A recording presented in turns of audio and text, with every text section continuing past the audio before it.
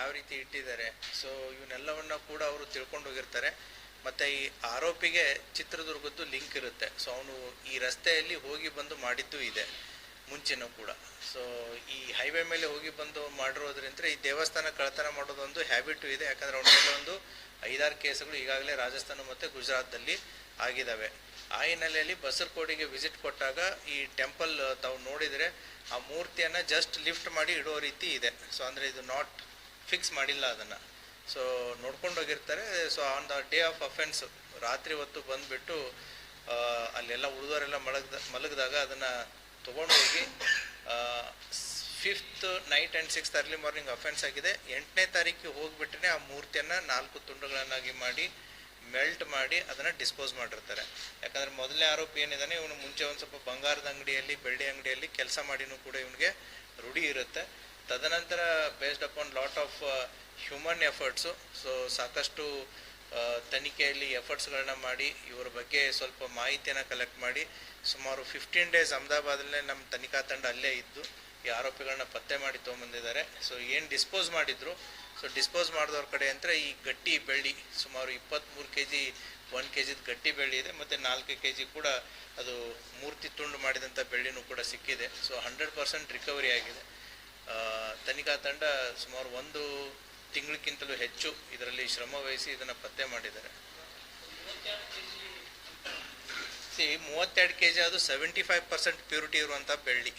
So ಅದಕ್ಕೆ ದೇವಸ್ಥಾನ ಕಮಿಟಿಯವರು ಬಂದಿದ್ದಾರೆ, if I am not wrong.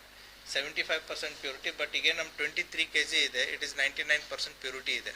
So ಹಾಗಾಗಿ ಕರಗಿಸಿ ಕೊಟ್ಟಾದ ಮೇಲೆ then the recovery is like ಅವ್ರು ಎಷ್ಟು ಅವ್ರಿಗೆ ಬಂದಿರುತ್ತೆ ಅದನ್ನು ಕೊಡ್ತಾರೆ. So on the purity wise it is 100% recovery ಆಗಿದೆ.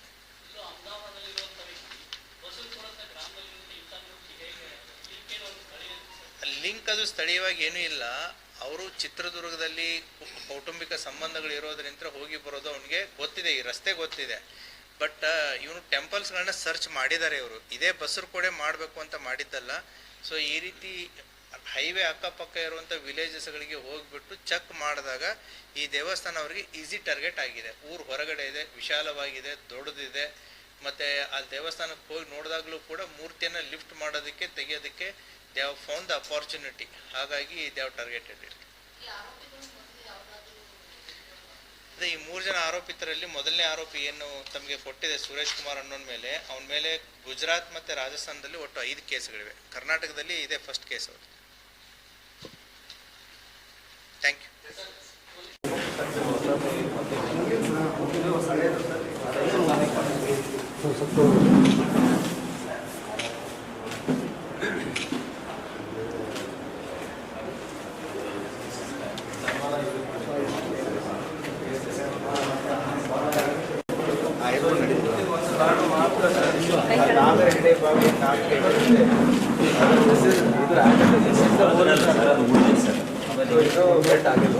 ಬೆಲ್ಟ್ ಆಗಿದೆ ಸರ್. ಅವ್ನಿಗೆ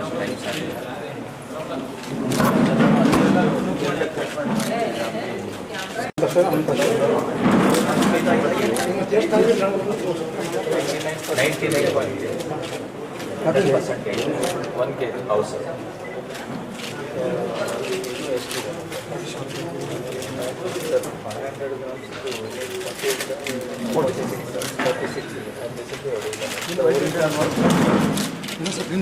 ಬೆಲ್ಟ್ ಆಗಿಲ್ಲ, ಬೆಲ್ಟ್ ಮಾಡೋಕ್ಕೆ ನೋಡ್ಯಾರ ಸರ್, ಆಗಿಲ್ಲ. ನಂಬರ್ 1 ಮನೆಯಲ್ಲಿನೇ ಸಿಕ್ಕಿದೆ ಸರ್. ಫ್ಲಾಟ್ನಾಗ ಇದೆ ಸರ್.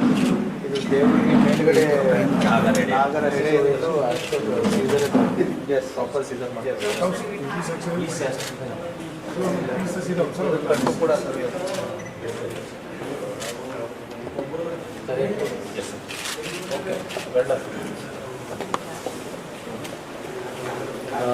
ಒಂದು FSL ವ್ಯಾನ್ ಬಂದಿದೆ.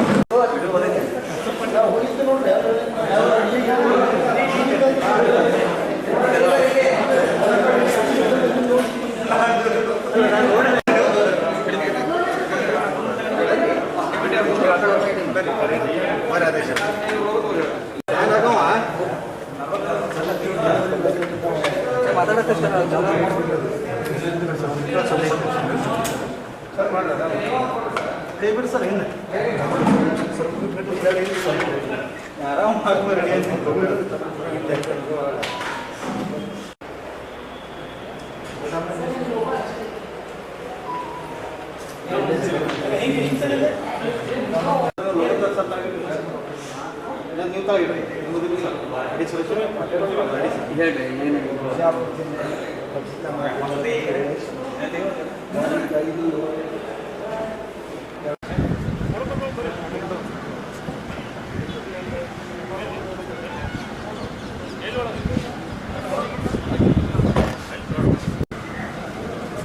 ಎಲ್ಲ ನೀವೇ ಬರ್ತೀರ ನೋಡ್ರಿ.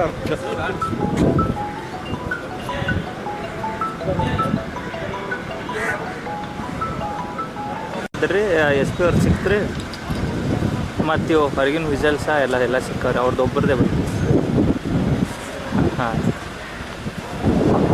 ಅದು ಒಂದು ಭಾಳ ಸಂತೋಷದಾಯಕ, ಹೇಳಲಿಕ್ಕೆ ಮಾತೇ ಬರುವುದಿಲ್ಲ. ಈಗ ಮೂರ್ತಿ ಕರಗಿಸಿದಾರೆ, ಖುಷಿಯಾಗಿ ದಾನಿಗಳಾಗಿರ್ತಕ್ಕಂಥ ಎಸ್ ಪಾಟೀಲ್ ಬೇಡಿಕೊಂಡ ಪ್ರಕಾರ 2016ರಿಂದ ಇವತ್ತಿನ ಸಿಬಿಸಿ 1935 ಮುಂಜೆಬೇಳ್ತಾರೆ. Basavaraj Sanjay CBC 1766 ಮುಂಜೆಬೇಳ್ಕೊಳ್ತಾರೆ.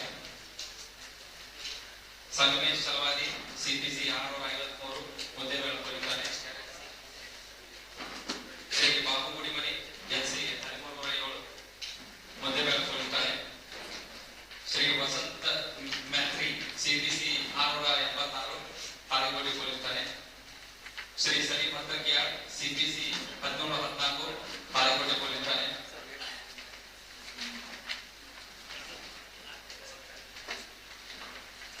Shri R S Patil NC 1300 ಪಾಳೆಗೊಳಿಕೊಳ್ಳುತ್ತಾರೆ.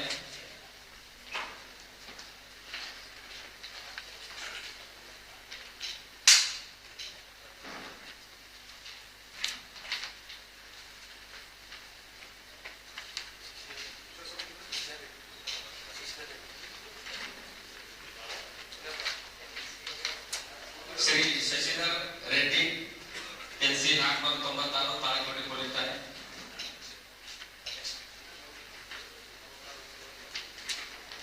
ಶ್ರೀ ಸಂಗಯ್ಯ ಹಿರೇಮಠ್ ಸಿಪಿಸಿ 1821 ಕೋಲಾರಗೊಳಿಸುತ್ತಾನೆ.